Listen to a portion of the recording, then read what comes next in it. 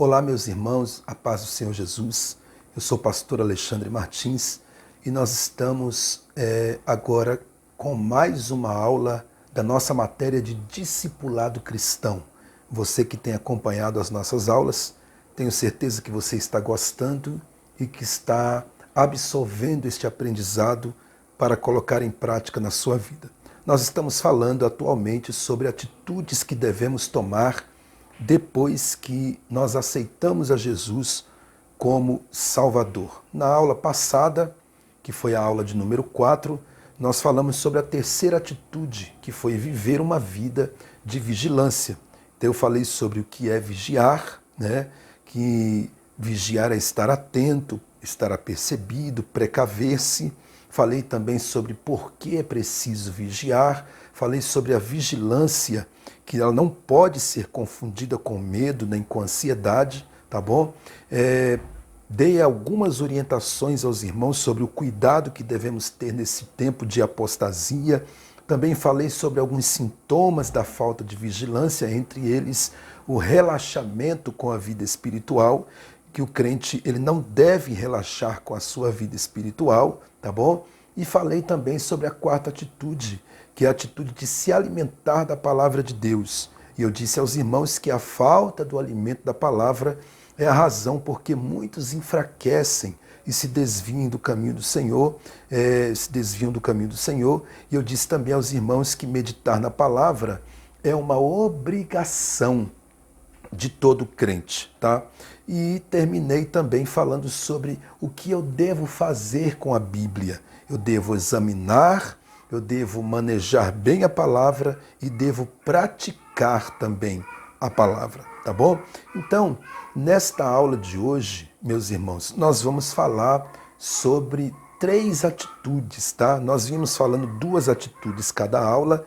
Nesta aula nós vamos falar 3 atitudes que é para que nós possamos ganhar tempo e concluir esta matéria com pelo menos 10 aulas, tá bom? Então, hoje nós vamos falar sobre a 5ª atitude que eu devo tomar depois que eu aceito a Jesus como Salvador. Você que é novo convertido deve tomar depois que você aceita Jesus como Salvador, que é agir no Espírito. No livro de Gálatas, meus irmãos, no capítulo de número 5, o versículo de número 22, Paulo escrevendo aos Gálatas, ele diz assim: mas o fruto do Espírito é o amor, gozo, paz, longanimidade, benignidade, bondade, fé, mansidão, temperança. Contra essas coisas não há lei. Por que Paulo fala do fruto do Espírito? Porque manifestar o fruto do Espírito é agir no Espírito, tá bom? Então, o que você precisa entender, o que nós precisamos entender, é que uma vez como cristão, nós agora não podemos mais agir carnalmente como nós agíamos antes, tá? Você agora já não possui mais os maus comportamentos que você possuía. Antigamente, nós manifestávamos as obras da carne, que nos versículos acima, a Bíblia diz, o versículo 19, que elas são adultério, fornicação, impureza, lascívia, idolatria, feitiçaria, inimizade, porfia. Mas agora nós não manifestamos mais as obras da carne. Nós agora manifestamos as obras do Espírito, porque nós agimos no Espírito. Então, nós manifestamos o fruto do Espírito, tá? Então, isto é agir no Espírito, é colocar em prática este fruto do Espírito que é implantado em todo aquele que nasceu de novo. Quando nós aceitamos a Jesus como Salvador, o Espírito Santo ele vem morar em nós, tá? E ele faz em nós uma obra que é chamada a obra da regeneração, o novo nascimento. Já expliquei isso em aulas anteriores. E então ele implanta o fruto do Espírito na gente. E a gente então começa a manifestar essas características do amor, da paz, da longanimidade, do gozo, da bondade, da fé, da benignidade, da mansidão e da temperança, tá? Então, o fruto do Espírito, eles são qualidades morais cuja origem é divina. O homem, ele só manifesta o fruto do Espírito se ele confessar a Jesus como Salvador. Se o Espírito Santo estiver morando nele. Por quê? Porque o fruto do Espírito são qualidades morais de origem divina. É Deus que concede ao homem, tá bom? Esta é a quinta atitude. Você não pode mais, de maneira nenhuma, manifestar as obras da carne. Você tem que manifestar o fruto do Espírito. E se isso não acontece, é porque essa pessoa não nasceu de novo. Porque quem nasce de novo manifesta o fruto do Espírito. Tá bom? A sexta atitude que nós devemos tomar depois que confessamos a Jesus como Salvador é manter a cura e a libertação. Colossenses capítulo 4, versículo 12, diz assim: Saúda-vos Epáfras, que é dos vossos servo de Cristo, combatendo sempre por vós em orações, para que vos confirmeis firmes, perfeitos e consumados em toda a vontade de Deus. Tá? Então, Paulo está falando aqui acerca de um cristão, tá? Que chamava-se Epáfra, e olha as características que Paulo cita desse cristão. Servo de Cristo, combatia em oração, para quê? Para que os irmãos ficassem firmes e perfeitos e consumados em toda a vontade de Deus. Então, uma vez que Deus nos liberta, Ele nos dá a cura daquele mal que estava sobre nós, tá? E agora cabe a nós manter a cura. Se Ele nos libertou, cabe a nós manter essa libertação.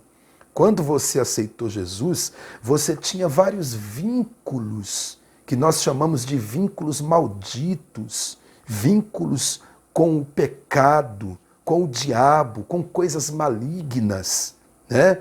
Mas agora que você entregou a sua vida para Jesus, esses vínculos malditos foram quebrados. Você foi liberto e agora você precisa conservar essa libertação. Agora, o que fazer para manter esta cura e esta libertação? O primeiro passo é viver a prática diária da devoção cristã. O que é a devoção cristã? É a prática da oração, da leitura da palavra, do jejum, a vida de louvor a Deus e de serviço a Deus, tá? A prática constante da oração, da leitura da palavra, da santificação, isso é que nós chamamos de vida devocional. Todo cristão precisa ter a prática diária da devoção cristã.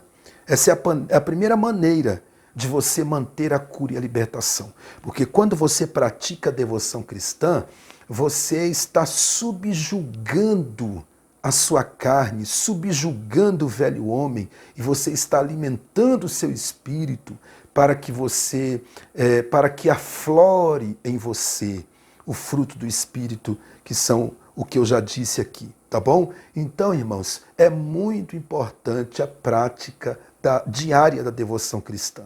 O cristão que quer manter a cura e a libertação, ele não pode ficar um dia sem ler a Bíblia. Ele não pode ficar um dia sem orar. Ele não pode ficar um dia sem buscar uma comunhão mais íntima com Deus. Essa é a única maneira de manter a cura e a libertação, tá? Esse é o primeiro passo. E o segundo passo é revestir-se de toda a armadura de Deus. Efésios capítulo 6, dos versículos 10 a 18, a Bíblia fala das armaduras de Deus, da couraça da justiça, da espada do Espírito, do escudo da fé, de calçar os pés com a preparação do Evangelho da paz. Tudo isso é um revestimento das armaduras de Deus que o cristão precisa ter para manter a cura e a libertação. E como é que o cristão consegue esse revestimento? Com a prática diária da devoção cristã, tá bom? Porque você não pode cair. E aqui no slide eu coloquei uma pergunta: por que você não pode cair? Porque se você cair, o teu segundo estado será pior do que o primeiro. Porque a Bíblia diz que quando um demônio sai de alguém, ele fica andando ao derredor, tá? E ele fica olhando se aquela casa está vazia. Se a casa estiver vazia, ele volta e ele traz com ele mais 7 demônios. E aí o segundo estado dessa pessoa é pior do que o primeiro. Então, por isso, você não pode vacilar. Por isso, você não pode cair, tá bom? Então, esta é a sexta atitude que nós devemos tomar depois que confessamos a Jesus como nosso Salvador. E a sétima atitude, como eu disse aos irmãos, nesta aula eu falaria de 3 atitudes. A sétima atitude, que é a terceira desta aula, tá?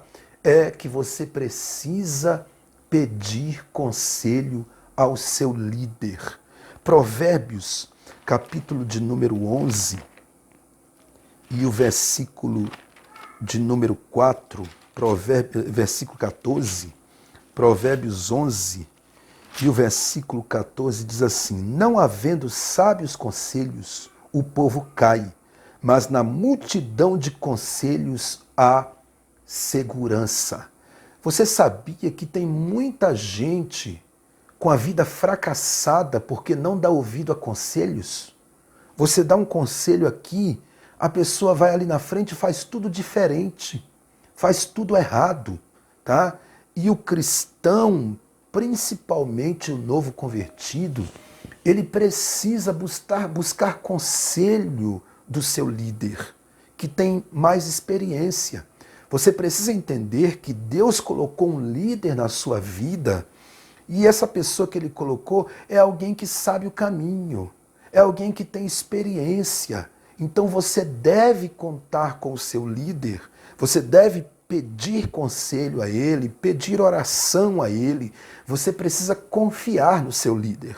Até porque, se você tem um líder, um pastor, que você não confia nele, ele não serve para ser o seu líder. Você precisa confiar no caráter dele. E, com certeza, se Deus colocou ele no teu caminho, você no caminho dele, Deus já capacitou esse líder para lhe ajudar, para lhe aconselhar, para lhe auxiliar. Às vezes eu sou procurado por irmãos de outras igrejas, como há poucos dias fui procurado por um irmão de outra igreja, querendo que eu fosse na casa dele ajudar a resolver um problema particular, um problema familiar. E a primeira coisa que eu disse para ele é: quem é o seu pastor? É o fulano de tal. Então você tem que chamar o seu pastor para ir te ajudar a resolver esse problema. E depois ele testemunhou para mim dizendo: eu chamei o meu pastor e ele me ajudou e tudo foi resolvido. Então, você precisa pedir conselhos. Provérbios de número 12, o versículo 5, diz que o conselho dos ímpios é engano. Olha o que está escrito: o pensamento dos justos são retos, mas o conselho dos ímpios é engano. Tá bom? Já em Provérbios, capítulo de número 24 e o verso de número 6, né, está escrito assim: com conselhos prudentes tu farás a guerra, e há vitória na multidão de conselheiros. Nenhum rei, desde o Antigo Testamento, nenhum rei saía para fazer uma guerra sem primeiro ouvir os seus conselheiros. E aí, com base nos conselhos que ele recebia, é que ele fazia a guerra. Então você precisa buscar conselhos do seu líder, daquele que é mais experiente e que pode te aconselhar. Em Salmo 16 e o verso 7, o salmista diz: louvarei ao Senhor que me aconselhou. É claro que você pode buscar o conselho de Deus na oração, na palavra, mas Deus também vai usar pessoas mais experientes e principalmente o seu líder para lhe aconselhar. Agora grave essa frase: quem rejeita conselhos jamais chegará às mansões celestiais, porque você não conseguirá, na sua carreira cristã, fazer tudo certo sem que seja, em algum momento, necessário receber um conselho de alguém. Vão ter momentos que, se nós não dermos ouvido a conselhos, nós quebraremos a cara, faremos tudo errado e depois vamos chorar pelo leite derramado. Então, dê ouvido a conselhos. Eu quero concluir esta aula dizendo aos irmãos que é muito importante para você que está iniciando a carreira cristã ou você que se reconciliou com Cristo, agir no Espírito. Os laços malditos foram quebrados. Então você tem que agir no Espírito, você tem que manter essa cura e essa libertação.